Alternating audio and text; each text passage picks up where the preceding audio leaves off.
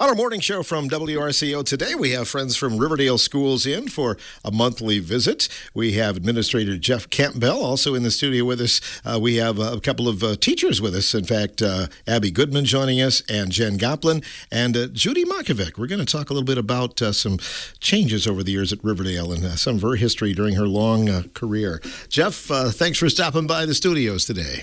Yeah, no, I appreciate you having us again, Phil, and it's a good time to be back on here after the last time we had talked pre-referendum, so we had things turn out really well for us. Yeah, you did. It was close again. Mm-hmm. Few votes. That was expected, I think. We're at a time right now where it is very, very difficult to pass referendums. I think the state had one of the lowest pass rates this past time, just over 50% that they've had in a long, long time on referendums. So with a lot of things going on, both the state and national government, it was going to be close, and that was kind of the message we had when we went out to the number of places that I visited. It was just, we're just asking for the support right now because there's not a whole lot of support coming from anywhere else, and we really can't look anywhere else to generate more revenue until the state or the national government come through with a couple more options for us. So this was kind of the way to do it, and our community came out in full force. I mean, we almost had 1,800 voters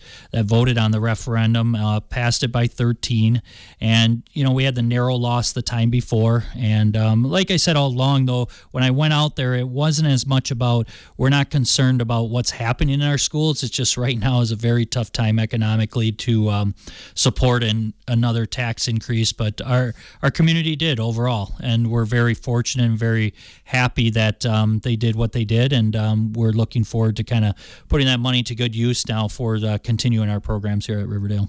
Some of the input is, be frugal and, don't spend beyond your means, but you certainly have not done that in your history, and you'll continue to be that way, I'm sure. Yeah, we really haven't. I mean, we had cut close to 5.5 positions just over the last couple years, so it's like we're always trying to find ways. We've got a number of grants that we have throughout the school district that we use to supplement some things too.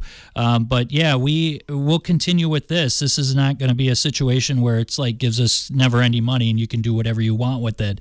We're going to be very cognizant of what we're spending it on and what we're doing it with, or what we're doing with it, and we want to make sure that we continue that programming that has helped so many of our kids. And I think when we make decisions as a district, at administrative team, it's always about the kids and what's best for the kids. And I try to relate that to our community and let them know that our support in our community is wonderful. I mean, we ask for different donations and things for different programs or special nights we have, and they're always willing to step up. Our businesses are great.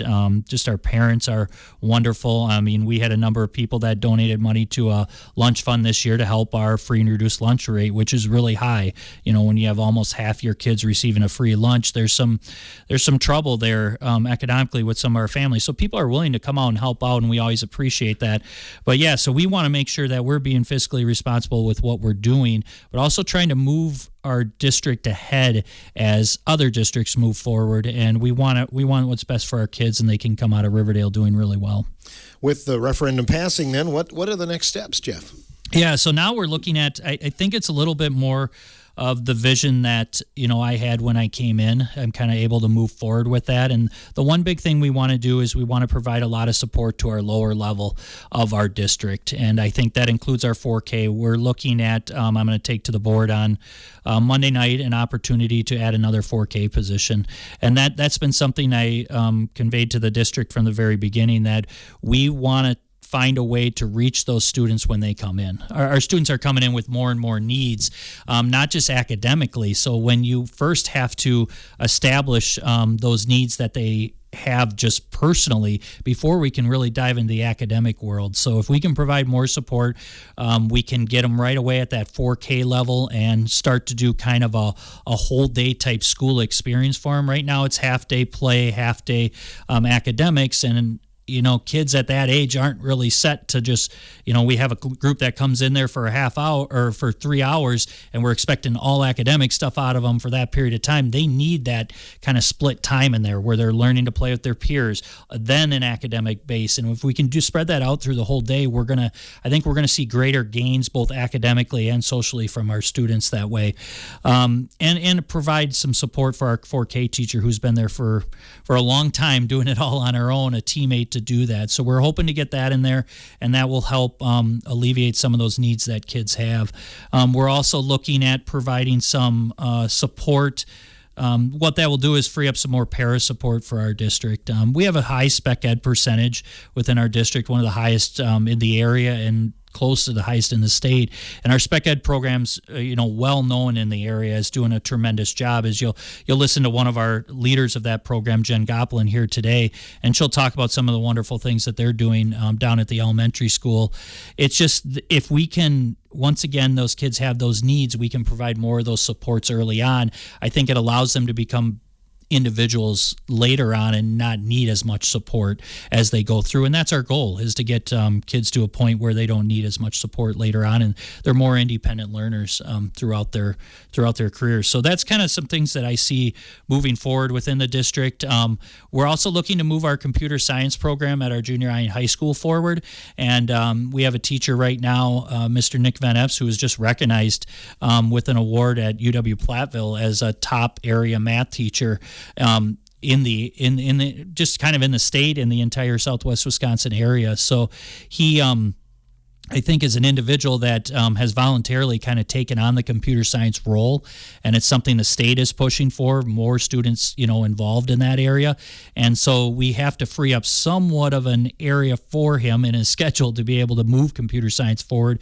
And so we're going to be doing that hopefully with the addition of another staff member in that math junior high area to help relieve some of his caseload a little bit, and then be able to move forward with our computer science. But all this comes down to all these recommendations I'm making.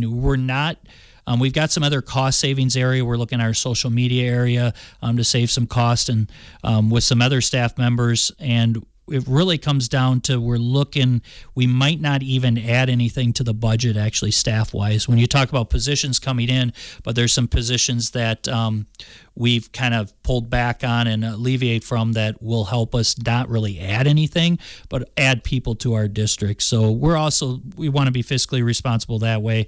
In the end, it will maybe be a 0.25 position at the most that would be added to the budget, if not at all is coming out even. Well, you went through a referendum that did not pass. Now it did. Talk about what it does for employee and student morale. Yeah, that's one of the... I think when people come in the next day, they saw the results, there was a lot of excitement. It builds up your community. It just builds up your staff because they feel like they have the backing of the community. And they know that, working with parents on a daily basis, how much they appreciate them, and, the community appreciating them when they ask for certain things. And then our community foundation, our Riverdale Community Foundation, the support that we have from them too. But it's a different feel when that vote comes in and you're on that side of things.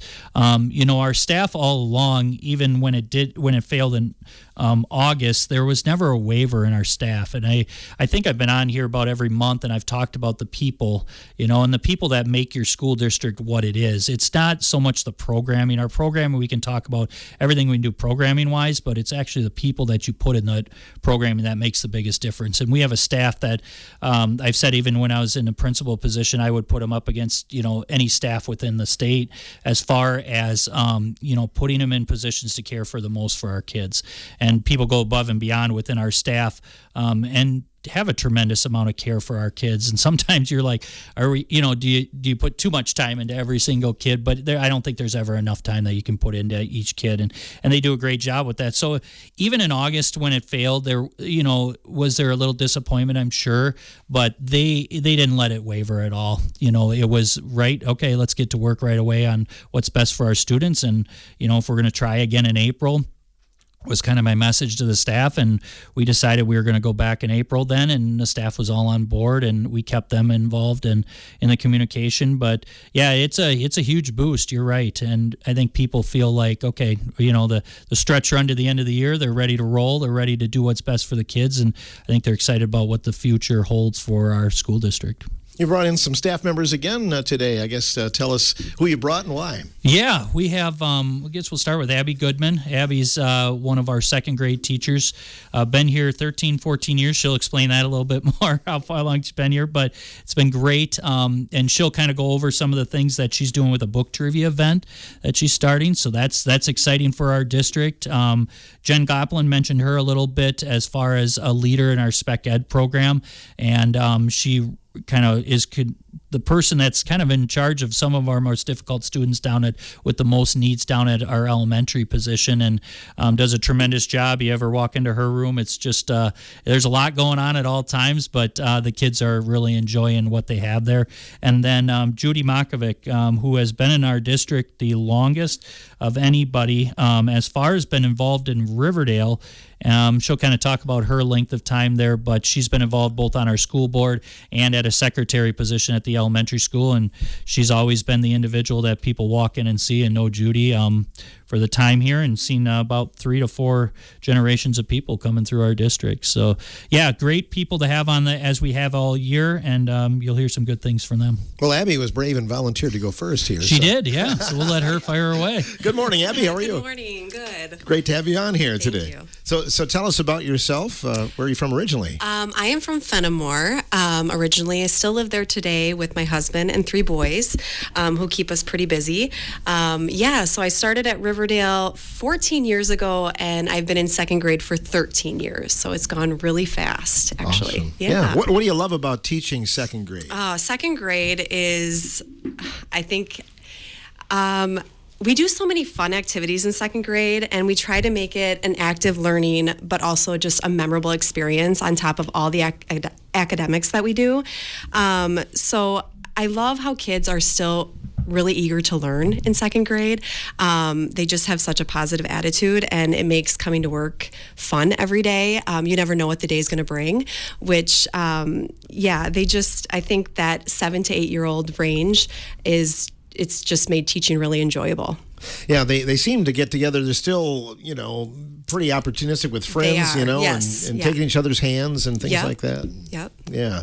So it has to be really rewarding. And I'm guessing from start of the school year till now, you see a lot of progression, don't you? Yeah. At this time of the year, students are very independent, which is great to see that progression from the beginning of the school year to now. And it's hard to know that you only have a month left with them, and then you kind of start all over. But again, you get to see that with the new set of students coming in.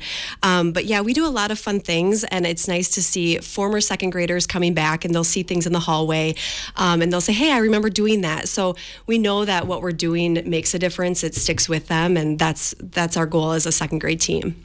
You've been in the district long enough where I'm guessing you got a few graduation invites too. That's got to be kind of rewarding. Yeah, you don't realize you're there that long until they walk through the hallway on the graduation week, and you're like, oh my goodness, I have been there that long. So yeah, that was kind of eye-opening. I remember starting, and I was just telling them, some of the veteran teachers, they would say, I've been here 25 years. And as a first-year teacher, you're thinking, wow, that has to seem like a really long time. But 14 years has come and gone, so I can see why the blink of an eye. Yeah. It really is. Yeah. Have there been a lot of changes in that time in terms of things that, curriculum and things like that? Yeah, there has been over the years, but I think we're really lucky to have such a great team of leaders that kind of can walk us through that. And I feel like we're very progressive when it comes to that at the Riverdale School. I mean, we have people, our math coach, our reading coach, that kind of take that responsibility, and they kind of guide us, which takes a little off our plate as a classroom teacher too.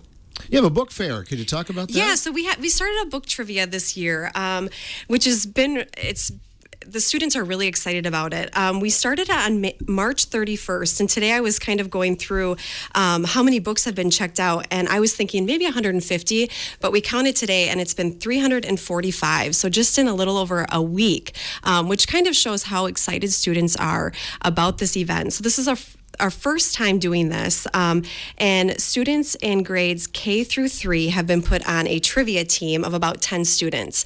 And last Friday, they were actually able to meet with their team for the first time.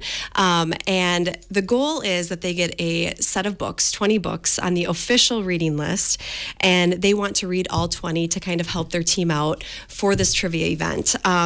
And not only are we trying to, spark some excitement about reading, especially at this time of the year when they're really thinking about summer, but also to kind of build that sense of community where the third graders get to meet the kindergartners and so on. And I think just watching them meet and interact last Friday was very rewarding. They see each other in the hallway. They're giving, hey, we're on the same team. And then they will meet again. On March 25th, they'll do a practice round with their team, and then the real event is May 7th in the afternoon. So that we'll find out who our first trivia winners will be. And students can check out books with me in the morning. It's kind of a rat race in my room in the morning. It's just who can get there first to get the books that they need. They've kind of figured out, like, hey, if my friend has that book, I'm going to go in with them, and then we can, swap. So usually, it's in and out, and it's just been really rewarding to see, when kids come in, I'll ask them about the books and they'll say, oh my gosh, I really liked reading that. I've never heard of that book before. So overall, it's just been a very positive atmosphere in my room in the morning, and I can see how eager and excited they are. That's going to be a lot of fun. Is it going to be like a game show then? So it'll be kind of like a live game show that they'll see the question, and I think the thing they're most excited about is they get to run in the hallway to the score table. That was the thing that they were really excited about. Like, hey, I'm going to be the all-time runner. So I mean, hopefully that goes over well. But yeah, they are excited. They get a certain time, about a minute and a half, with their team to figure out the right answer. So that's why we're kind of doing that practice to kind of get them geared up and ready for it. So we'll see how that goes and on the 25th, but that kind of gives them a little perspective of which books I still need to read or listen to. But overall, they're very excited about it. The whole goal is to make reading fun, and Yes. it sounds like that it's twofold, right? Yeah, and we found books that they probably haven't read before, which is also something that we were striving for. Maybe books that they wouldn't normally pick off the shelf at the library. We've worked with, we have books online for our younger kids that they can listen to on the Riverdale website. They can check out books with me, and then they can also check with the Muscadet Public Library as well. It would be really fun to see how many times, like maybe a kindergartner comes up with the right answer. They can be Right. the hero, right? Yes, exactly. And we made sure to, I know some of the kindergartners are a little nervous about it, but we made sure to make questions that they can answer to. And that's why we wanted them to meet with their team before the actual trivia event so they feel comfortable. I think that's the most important part. That's great. Are you going to invite the community in to watch this? Or Well, we haven't thought that far ahead, so I don't know. Maybe we can do some recordings or something. Yeah. I can do play-by-play or Yeah, something? that would be exciting. Yeah. You can be at the score table. Yeah. Any other activities for the second graders you'd like to talk about? Oh, yeah. We do a lot of activities in second grade. So on top of all the academics that we do, in the fall, we do our Balloons Over Broadway, which is our take on the Macy's Thanksgiving Parade. So the students made their own balloon, and they had a parade through the hallway, and the band was nice enough to come over and be the leaders of that. So that was a cool experience for our second graders. In December, we did a community activity where they picked a business in the community, and then they made a gingerbread house to kind of represent that building. We just got done talking about the Iditarod race in Alaska. We actually had a park ranger from the Denali National Park meet with us over Zoom, and then they were able to design their own dog sled. And then next week, we have one of our famous egg drop challenges. So students have to become an engineer. They have to create a container to keep their eggs safe, and then we drop it from the school roof. So that's always an exciting time to find out if their egg survived or not. And then in a few weeks, we start our caterpillar to butterfly unit. Each student will get their own caterpillar. They will observe it, and then we have a special release day when they all hatch. And then we team up with our FFA program, and in May we plant flowers, and then we go visit the school farm. So a lot of exciting events in second grade that make students eager to come to school. They always have something to look forward to, which is our goal. I've heard about some of those things through the Riverdale Communities Foundation. I Yes, know you've yes. gotten a grant from them, but Yep. the Iditarod thing was fascinating Yes. to be able to follow that kind of firsthand. Yeah, right? students get to track their musher. They pick a musher, and then we applied for a grant where we actually get to watch live broadcasts, interviews. We can actually follow the GPS of each musher. So it's exciting for students to come in the morning. They get to find out which checkpoint their musher's at, how many miles they have left. So not only are we learning about these, cool things that are actually happening in the world, but they're also applying, the academic piece to it as well. So Sounds like it's a busy last couple of months of the year. yeah, it for is. you. It will be. It'll make it go really fast. Oh, that's awesome. Yeah. Well, let's next move over to talk to Judy Makovic. She has volunteered to go next, I think. So, Judy. I think I have, yes. Well, good to see you. Good to have you here in the studios. Good to be here. Good to be asked. How long have you been a part of the school system in Well, Muscatine? a long time, since 1959. Wow. So you were a part of Muscadet High School? I was a Muscatine Indian. Okay. Yes. Yes. I started out in a one-room school. And so that brings back a little nostalgia of closing the one-room schools and the camaraderie of your students there. But anyway, my family moved like 4 miles down the road, and so I had to go to the town school, So in the middle of the 4th grade, I moved into that building, and I have a lot of empathy to any students coming in the middle of the year. It's hard. It's hard. They've lost their friends. They have to make new friends.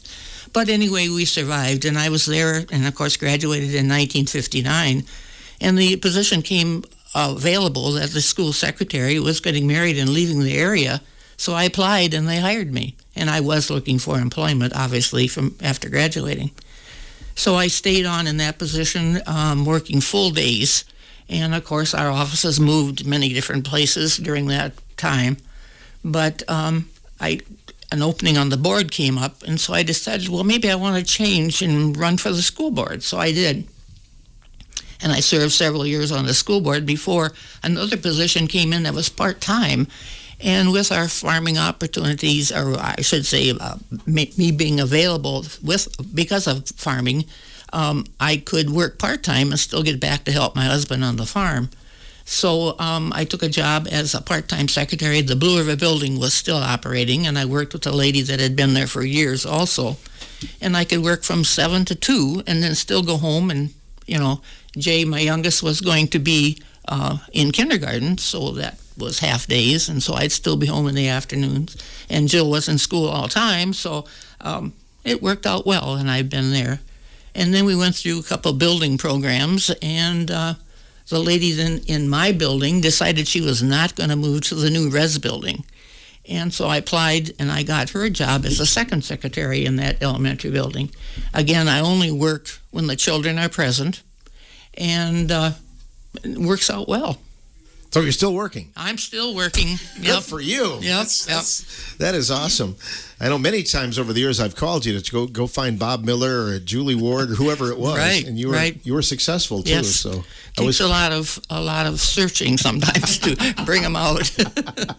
Where did you attend one-room school then At the initially? Blue River Valley School, and it was just a stone's throw. You can see it. The building is still there, but I did. It was great.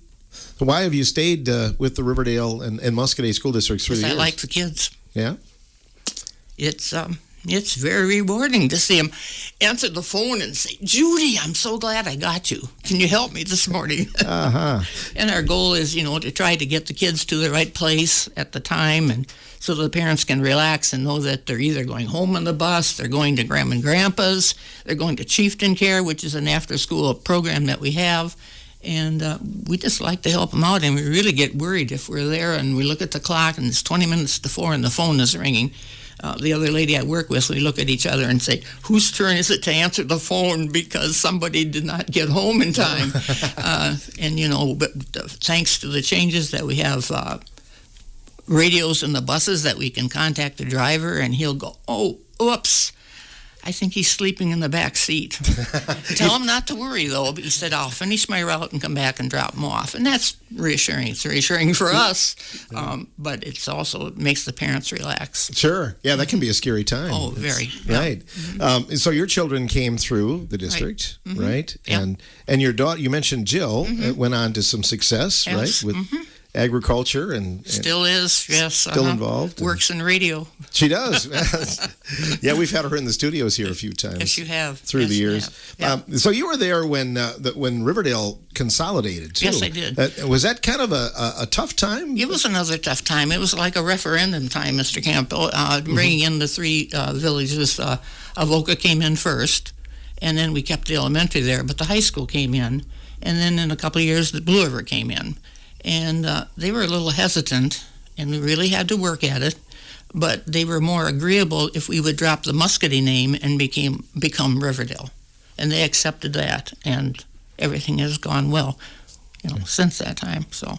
And you were on the board during some changes, too. Yes. What were some significant changes while you were a board member? Well, we were going to build a high school, that needed to be, and then we decided, I got off the board then, but there were some changes in administration, and we were fortunate enough to bring back a former administrator, and he kind of got everything together for everyone, and we could work on building the new elementary school, which has now been operating for several years. Mm-hmm. Yeah, we always think of it as a new school, but it's been around now for a few years. We always say the new school. I don't know. It's really not new, but we're very fortunate. I think everyone will agree that our custodial staff has really come together and really keeps it looking really top-notch. How many generations of students now have you been a part of their lives? Well, help me out on that. Jeff? Well, I think it's almost 4 generations. I would say to. close, yeah. Mm-hmm. And some of them actually haven't moved back, but I have the grandparents that I went through, and they'll say, it's just very rewarding. I can't say anything else about it, but we've gone through some very challenging times. We started out with manual typewriters. Can you imagine a manual typewriter? Mm-hmm. Oh, when we were related, we went to electric. Mm-hmm. Oh, that was helpful. And now we have such a sophisticated computer system that it's hard to, grasp now what we can do. But you've converted to computers then. Oh, we're all on computers, right. yes. Yeah. It's, I was just thinking on the way up here when the ladies were talking with the copy machines. We had a first kind of copy machine, and it had liquid, and I can't even remember it now, but you had the original, you put it in under the liquid, but you had to be careful that the next time you went to use it, maybe it had evaporated, Yep. And the person is standing there, well, I need a copy. I wanted to reply, well, what did we do 3 years ago? We couldn't even make a copy. Yeah. And now we've gone to color copiers, and we can do it from our computers. It's just, the phone system is just fantastic. I just, in point of reference, I went through some of my notes, and one morning I thought, I'm just going to keep track of the number of calls, I either take or make or looking for students to be sure that they're safe. I had 64 calls in 2.5 hours. Is that right? Wow. I either took the call or made the call, or transferred the call. Yeah, that's amazing. It probably was a little bit higher because I think we had a little inclement weather that morning, but we wanted to be sure they're safe, and that's what you do. That changes things. Mm-hmm. You probably use I think they called it a mimeograph, right? Where you my goodness, we went through the mimeograph. And the rule is, and the ladies are here will agree, you didn't wear white that day. I don't know if they remember the mimeographs because that black ink was... you couldn't get it out of your clothes. So. That's why, as a student, when you got your test, you'd smell it because it had you could smell the ink pretty well. Exactly. So was Jeff Campbell a good boy in school? Yes. He was. Okay. Jeff Campbell went with my son, who was in the same class, so we kind of go way back. Okay. His parents and I sat on a lot of bleachers together. Through the years. Oh, great memories. We're talking to friends from Riverdale Schools today. We'll have more after this time out here on WRCO's Morning Show.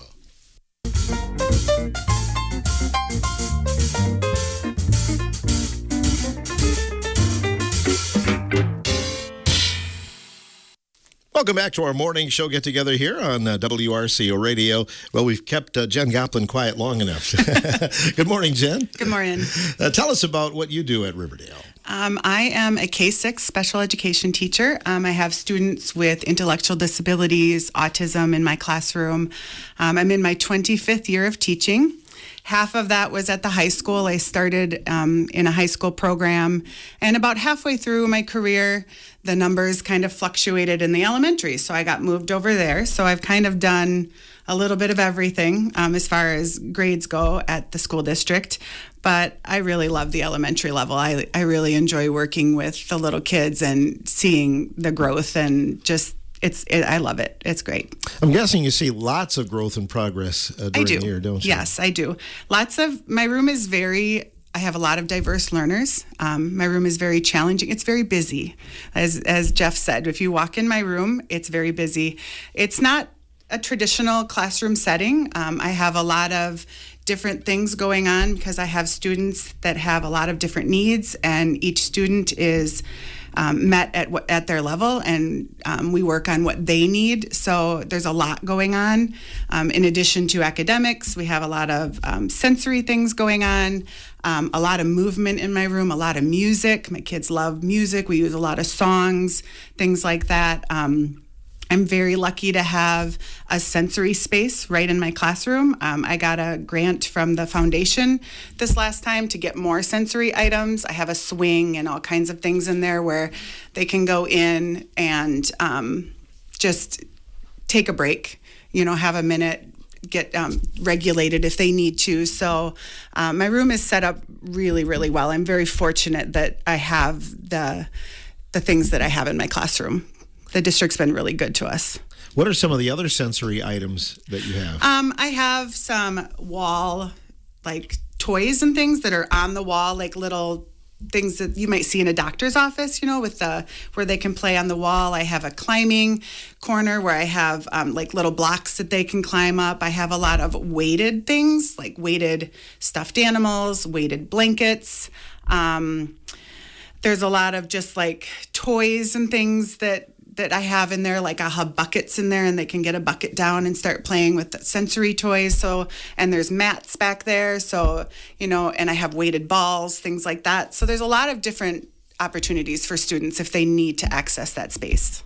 Judy was talking about one-room schools. Your classroom reminds me a little bit of that because you have students at all different levels, yes, don't you? It's a little bit like that. Yeah, I have my youngest students are kindergartners, and I have a sixth grader in my program as well. So it's very, like I said, there's always a lot going on. I'm very lucky to have amazing para support. My students and I couldn't do my job without them, and I'm lucky to have the support that I need, and they're able to follow students into the general curriculum and into their classrooms and support them in the classroom as well. So they're not only with me, but they're also supported outside of my classroom so that they can participate with their gen ed peers. 25 years. Yeah. Well, let's talk a little bit about the changes, because I'm sure you've seen many. I have, yeah. I was at the high school when I started, so I didn't really know what happened at the elementary, to be honest, because I'm kind of when you first start teaching, you're kind of in survival mode. So, and I think, Jeff, you were actually a student when I started teaching at Riverdale. Really? Actually in our advisory period. Yes. So this is we started. So, yep. Yeah. So, the biggest changes I've seen is when I first started, we did send a lot of our students to Richland Center School District. And now we've built programs, and our spec ed programs are such that all students remain. If you're in the Riverdale School District, you're in the Riverdale School District. We have the programs now to support students with all needs. Mm-hmm. It's Autism Awareness Month. It is, yes. Can you talk about that and some of the activities? Yeah, so April 2nd was National Autism Awareness Day. So along with my paras and my students, we kind of made a plan. We did Light It Up Blue. So we asked the school district and all the staff and students to wear blue that day, just in recognition of autism awareness. We did some activities. My students helped me make some ribbons with a little puzzle piece in it. We handed those out to students and parents as they came in. If they wanted one, they could take one. And then we gave little puzzle pieces to all the classrooms, and students decorated them in bright colors with sayings on them. And we cut them out, and now we have a big puzzle out in our commons area where all the pieces came together and created one puzzle. And it says, accept, understand, love on top of it. So it's really cool. The kids are excited about it. The first morning after I put it up, they came in and they're all up there trying to find their puzzle piece and reading what other people had put on it. So it was just a really good day to bring more awareness to individuals with autism and their learning differences and being accepting of that.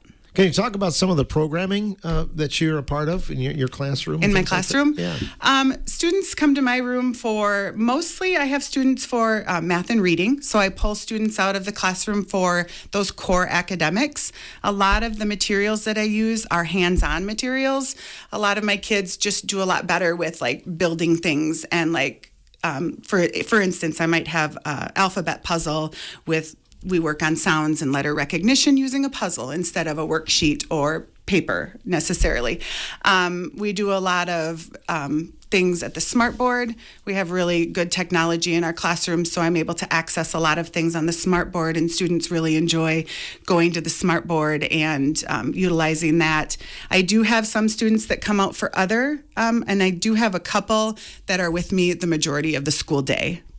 Because of the level of their disability. So we do a little bit of everything. We do a lot of everything, actually. So we're very busy, but like I said, I love it. I've been doing it for 25 years. I can't imagine doing anything else. You know, and spec ed teachers, unfortunately, there's a burnout rate. Yeah. Lots of times you hear about that. Mm-hmm. Why have you been able to keep at it this long and be so positive and have that energy? Well, I love what I do, but I have amazing paras. I could not do my job without the support I have and the support from administration. Our administration is great. If I need something or if there's something that is lacking, I can go and they're just really good about giving me what I need and giving me the support I need. That is what the main thing that's made my job be able to be in it this long. I was going to ask you about a typical day, but I'm not sure there is one. There's not one. No, there's not. No, it's always different. Students just, one day is great, the next day is not so great, and we work through it. And, it's just, and I think that might be one thing I love about it is it's just always, there's always something new. You have students, too, that probably excel in other areas Absolutely. of the curriculum and maybe have a need in math or whatever it is. Yep, they do. And, my students love being with their peers. They love, I've had several students in Miss Goodman's room, and, they love being with their peers. They love being in the classroom. So that's a great part about Riverdale as well, is we are able to get them in the classroom as much as possible with support from paras if needed. And the teachers are great about just, they're part of their classroom. I talked to Abby about this too, but you've probably been to a few graduation parties too, haven't you? Yeah, I have. Yep. My son graduated last year, so I was at a lot last year because, his grade.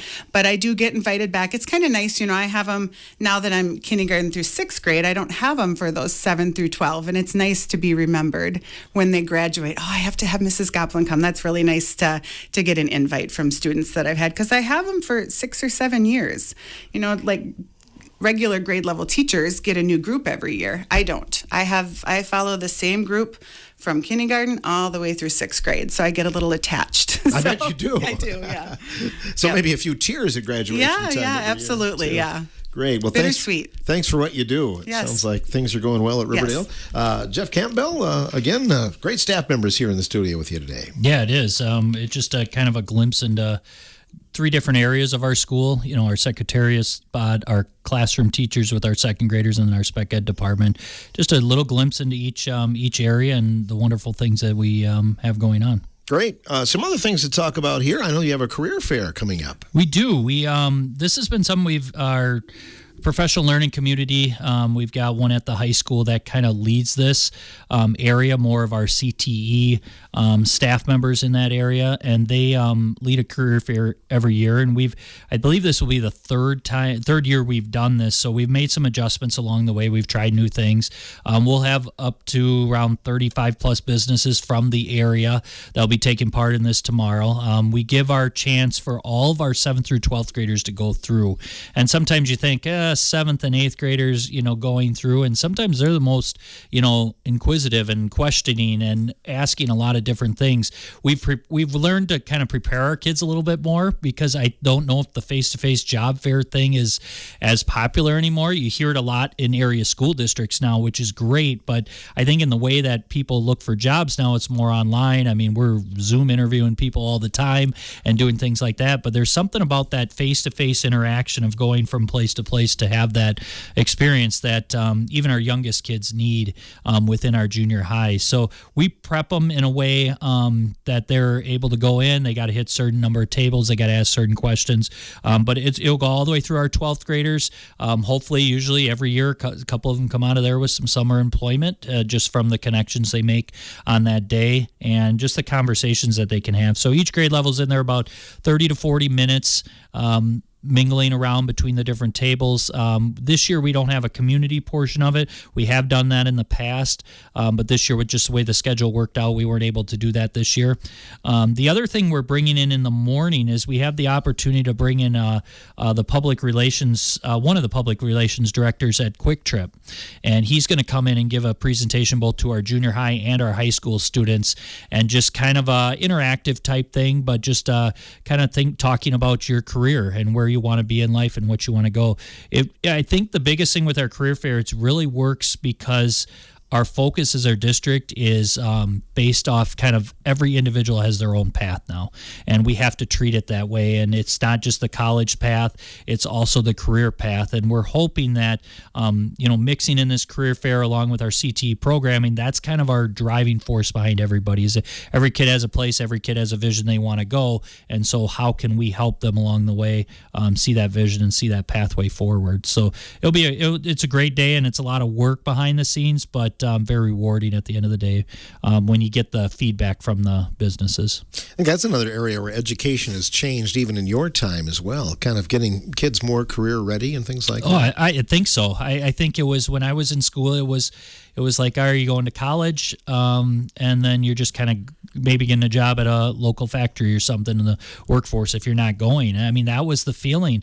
And now it's we're preparing kids so much more for a career that they want as they go through school, whether it is that college route or it's maybe a little bit of extra training that they can have that will get them involved into their career, or it is into the workforce. How are you going to be a worker if you do go right into that factory or business route right away? What are they looking for from you? And that's the biggest thing is we hear, from our local industries is that, hey, we can train the kids to do anything. We just need them to have those skills of being on time, being able to work with others. And it's good feedback that we get.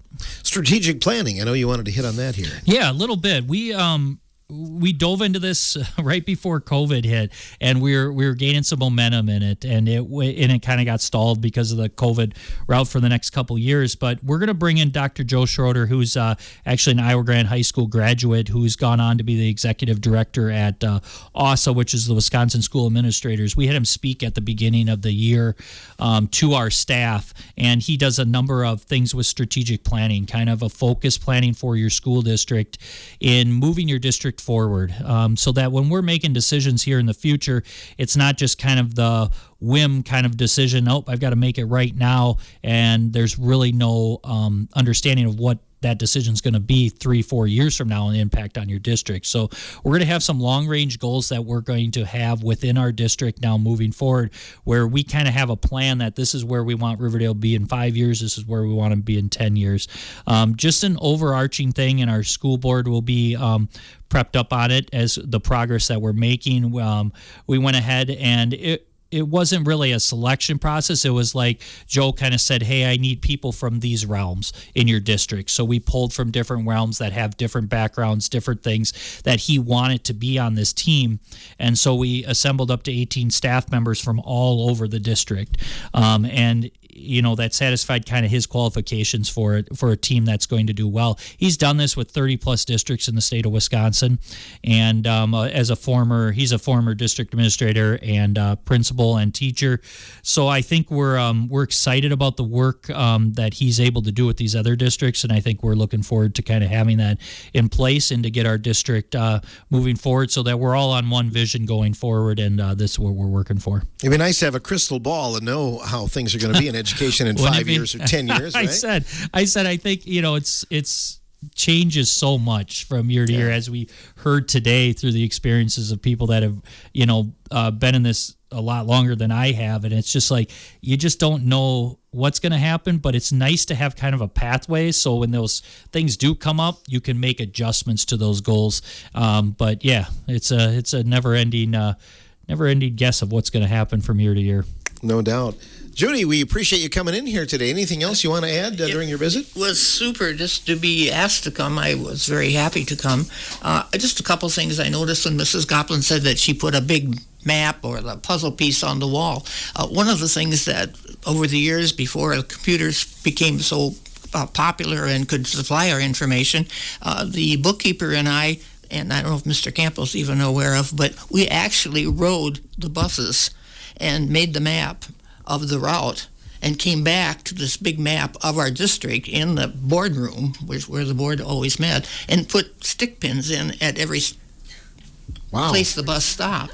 Now, we couldn't put a pin for every student in one stop, but, in the board, they looked at the colored pins for the different routes, and they were just... It took time, but this was after school. We didn't go in the morning, though, but we went after school and did the routes. And I think one other thing I forgot to mention, and Mrs. Goplin hit on it, I do work half days. The afternoons I work with the director of special ed. As Mr. Campbell said, it has just grown. Our district is known for our programs, and I do the meeting scheduling and paperwork and copying and contacting the parents and so forth. Boy, your resume of all your titles and to-dos over the years, that's big, putting stick pins on maps. And It was funny. They just looked back at that map to see where our buses at that time would go and make drops. And very, so forth. very valuable. Yeah. Well, at that time, right, it was. Do you still help out on the farm then as well? Or? Yes, my husband passed away in 2018, but Jill came back, and as you know, you've alluded to Jill and her farming. She comes back, she runs the family farm. We have crops, and we do have some cattle. That's awesome. Former Allison Dairyland, yes, in fact. Absolutely. Yep. Yeah, you bet. So you have royalty in your family too, right? Abby, what's the most sought-after book right now for the second graders? Ooh, I was just looking today, and I think Henry and Mudge and Frog and Toad, it's a pretty close race, but I think each of them have been checked out about 50 times. So that is the popular one right now. And before I forget, I just got a message from the person who's covering my classroom, and she's like, make sure you give a shout-out to your classroom because they know that you're on the radio. So a shout-out to Mrs. Goodman's second grade classroom. Hopefully they behave the rest of the day now that I gave the shout-out. You know they will. Yeah. You could bribe them, I suppose. Yeah, exactly. Right, yeah. Exactly. Anything else you want to add today, Jen? When you were talking about things that, keep you going as far as in education, I try to also stay involved outside of my classroom. I was a cheerleading coach for over 20 years. I still try to help with activities and spirit days and things like that, homecoming. Try to stay active outside of my classroom too, so that I have a good balance. So I've enjoyed that too in my career. Great job. Keep up the good work. Yes, thank you. Both of you. Appreciate it. Jen Goplin joining us, Abby Goodman, and Judy Makovic. Jeff, you said that you could put up this staff, against any other district. So if you're coaching them in wrestling, do you think they could take another school? They were all wrestlers? I think so. You think they would? They'd be all right? Yeah. Do well. Appreciate you coming in. Come back and see us next month then. Yeah, no, thank you again for the opportunity. And I just want to, last thing, just thank you to the community. We cannot say enough about the support we had, not just in the referendum, but every day with our district. Really appreciate it. And, they are the backbone of what our school district is. Well said. Thanks, Jeff. Yep, thank you. Jeff Campbell joining us along with some friends from Riverdale today on our morning show.